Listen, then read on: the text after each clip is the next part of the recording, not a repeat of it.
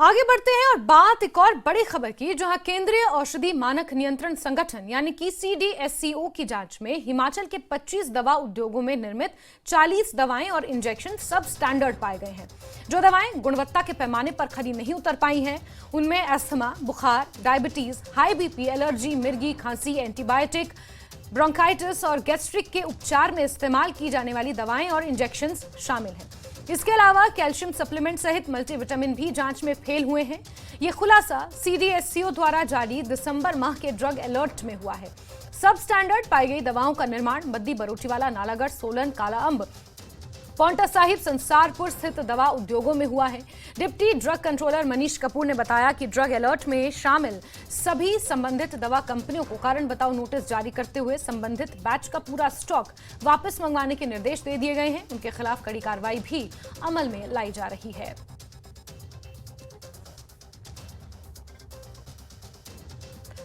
गौरतलब है कि जब कर्नल धनीराम शांडिल स्वास्थ्य मंत्री बने थे, उन्होंने कठोर शब्दों में यह कहा था कि किसी भी तरह की गुणवत्ता के साथ छेड़छाड़ बर्दाश्त नहीं की जाएगी और जो भी दवा कंपनियां ऐसा करेंगी उनके लाइसेंस त्वरित प्रभाव से रद्द कर दिए जाएंगे। अब केंद्रीय औषधि मानक नियंत्रण संगठन की तरफ से दिसंबर महीने की यह रिपोर्ट यहां पर साझा की गई है, जिसकी तस्वीर इस वक्त आप अपने टीवी स्क्रीन पर देख रहे हैं। ये बेसिक मेडिसिन हैं जिसमें हाई BP, एलर्जी, मिर्गी, खांसी, बुखार, डायबिटीज, ब्रोंकाइटिस, गैस्ट्रिक के उपचार में इस्तेमाल की जाने वाली ये दवाएं और इंजेक्शंस हैं जो मानकों पर खरे नहीं उतर पाए हैं और इन सब स्टैंडर्ड दवाओं के सैंपल्स, इन सब स्टैंडर्ड दवाओं के स्टॉक्स को मार्केट से वापस बुलाने के निर्देश भी दे दिए गए हैं। गौरतलब है कि 3 सप्ताह से ज्यादा का समय हो चुका है, प्रदेश में कोई ड्रग कंट्रोलर नहीं है और इसी के मद्देनजर अब कई सवाल खड़े हो रहे हैं। इसी बीच हिमाचल दवा निर्माता संघ ने भी मुख्यमंत्री सुखविंदर सिंह सुक्खू को एक पत्र लिखा था और इस पर ज्यादा बातचीत के लिए बीजेपी नेता संजय शर्मा हमारे साथ जुड़ गए हैं। मैं उनका रुख करूंगी, उनसे सवाल लूंगी, लेकिन उससे पहले राजेंद्र हमारे सहयोगी जुड़े हैं, उनसे जान लेते हैं। राजेंद्र, दो बड़ी बातें हैं। केंद्रीय औषधि मानक का जो नियंत्रण संगठन है उसने कुछ दवाओं के सैंपल्स लिए थे जो पूरी तरह से फेल पाए गए हैं। 40 दवाओं के सैंपल्स फेल हैं, इस पर भी जानकारी दें। और दूसरी बड़ी खबर ये कि लगभग एक महीने का वक्त हो चला है, प्रदेश में कोई ड्रग कंट्रोलर ही नहीं है और उनकी निगरानी के बिना ये तमाम उद्योग यहां पर संचालित हो रहे हैं। राजेंद्र। बिल्कुल जैस्मीन, दरअसल ये दिसंबर महीने के सैंपल हैं जो 19 जनवरी के बाद रिलीज़ किए गए हैं, जिनके रिज़ल्ट्स और इन रिज़ल्ट में ये तमाम दवाएं हैं जिनका आपने जिक्र किया, इन तमाम दवाओं के सैंपल फेल हुए। अब दरअसल जब दवा बनती है तो हर एक बैच के लिए जो सैम्पलिंग होती है, टेस्टिंग होती है, ये बहुत से चरणों से होकर गुजरती है और अब जब सैंपल फेल होता है तो ये पूरी सैम्पलिंग के ऊपर सवाल खड़ा होता है, कि जो पूरे बैच के ऊपर सवाल खड़ा होता है। और जो इससे पहले जो लैब्स होती हैं जिनमें ये टेस्ट किए जाते हैं, क्योंकि कोई भी दवा मार्केट में आने से पहले इन अलग अलग चरणों से गुजरती है और वहाँ पे उनकी टेस्टिंग होती है। तो इसका मतलब जब कोई दवा फेल होती है, कोई सैंपल फेल होता है, तो उसका मतलब यही है कि इससे पहले जो टेस्ट किए गए हैं, 2 से 3 जो टेस्ट किए जाते हैं, वहाँ उनमें कहीं ना कहीं कमी रही है। या तो आपकी लैब में कहीं कमी है, चाहे वो केंद्र सरकार की लैब्स हैं या फिर स्टेट गवर्नमेंट की लैब है, जो कि दवा जो कि बैच रिलीज करने से पहले टेस्ट की जाती है, या तो उनमें कमी है, या तो फिर सैंपल लेने के तरीके में कहीं गड़बड़ रह गई है, या फिर जानबूझकर, जो एक अन्य कारण रहता है कि जानबूझकर अधिक पैसे कमाने के लिए कहीं कुछ गड़बड़ की गई है, सैंपलिंग ऊपर नीचे की गई है, जो केमिकल रेशियो है जो बननी चाहिए थी उसमें कुछ गड़बड़ की गई है। तो अब कुल मिलाकर अगर हम कहें तो अंत में परिणाम तो यही निकलता है कि ये एक आपराधिक साजिश मानी जाती है, चाहे वो लैब में कहीं गड़बड़ रह गई हो, आपकी टेस्टिंग की इक्विपमेंट सही नहीं हुए हो, या कारण जो भी हो, रिजल्ट यही है कि ये एक आपराधिक गतिविधि है, आपराधिक साजिश है, जिसको सोच समझ कर हम कह सकते हैं कि ये इम्प्लीमेंट किया गया है। अब इसमें रिस्पॉन्सिबल कौन है? प्रदेश सरकार तो ज़रूर, जो एजेंसीज वहाँ पर हैं जो नियुक्त की गई हैं वो ज़रूर रिस्पॉन्सिबल हैं। इसके अलावा केंद्र सरकार की भी निगरानी होती है, सिर्फ प्रदेश सरकार की ही निगरानी नहीं होती है।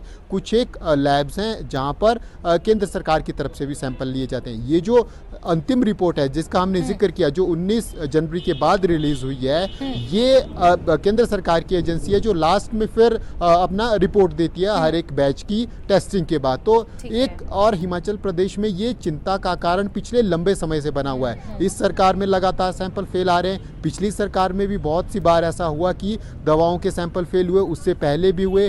और जो दूसरा विषय आया कि ड्रग कंट्रोलर का जो पोस्ट है वो लंबे समय से खाली है, जरूर ये चिंता के विषय है। हमने देखा कि पिछली बार इससे पहले आपका रुख करूंगी, इस पर आपसे जानकारी लूंगी, बातचीत करूंगी, लेकिन इस बीच बीजेपी नेता संजय शर्मा जी हमारे साथ जुड़े हैं। संजय शर्मा जी, बहुत बहुत स्वागत करती हूं आपका, और आपसे जानना चाहूंगी, बतौर विपक्ष कुछ ऐसे मुद्दे होते हैं जिनको जोरों शोरों से उठाने की जरूरत होती है। बतौर विपक्ष आपने इस मुद्दे पर क्या किया, क्या बता पाएंगे?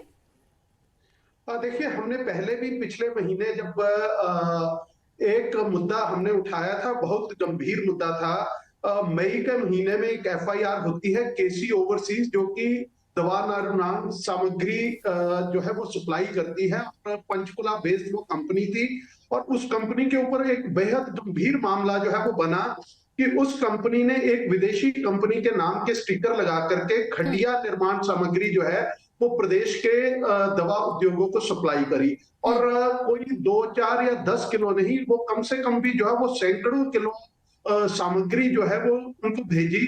और जब उसकी कंप्लेंट, क्योंकि दवा कंपनियों ने जो है वो दवा निर्माता संघ, दवा कंपनियों ने उसकी शिकायत जो है वो ड्रग विभाग को की। वहां पे एक टीम बनी, उस टीम ने जो है वो उसके सैंपल लिए, और उन सैंपल्स में पाया गया कि वो सारी निर्माण सामग्री जो है वो घटिया किस्म की है, और उसका जो है वो मरीजों के ऊपर बुरा असर हो सकता है। अब वो जब उसके ऊपर केस बनता है, तो उस समय के ड्रग कंट्रोलर थे वो देश के अंदर नहीं थे, विदेश में थे। तो एक टीम बनती है, उस टीम ने जो है वो सारा सैंपल लेती है, और उनके सारी संज्ञान लेते हुए एक एफआईआर उनके अगेंस्ट होती है। लेकिन कंपनी का मैनेजर पकड़ा जाता है, और जो मालिक होते हैं वो वहां से फरार हो जाते हैं, और किसी तरह से कोर्ट से अग्रिम जमानत लेने में कामयाब हो जाते हैं। लेकिन कुछ दिनों के भीतर जो है वो हाई कोर्ट ऐसे मामले का संज्ञान लेता है, और उन दोनों की वो अग्रिम जमानत रद्द हो जाती है। लेकिन उस केसी ओवरसीज का लाइसेंस जो है वो सस्पेंड कर दिया, जो टीम बनी थी उन्होंने सस्पेंड कर दिया, निलंबित कर दिया उसको। लेकिन प्रदेश के, आप ये देखिए कि इतना गंभीर मसला था, और प्रदेश की स्वास्थ्य सचिव, जो कि एपेलेट अथॉरिटी थी, और स्वास्थ्य सचिव ने जब वो अपील में जाते हैं, उनका लाइसेंस जो कि निलंबित ही नहीं, उनको काम करने की आगे भविष्य में जब तक केस चला हुआ है उनकी जांच को खत्म नहीं होना चाहिए था। लेकिन प्रदेश की स्वास्थ्य सचिव है, उन्होंने उस लाइसेंस को बहाल कर दिया। आप ये देखिए, आप प्रदेश सरकार का हाल देखिए कि जो अपराधी हैं वो आज भी खुलेआम घूम रहे हैं, जिनकी अग्रिम जमानत रद्द कर दी गई थी, हाईकोर्ट के द्वारा रद्द की गई, स्वयं संज्ञान लिया था, सो मोटो नोटिस लिया।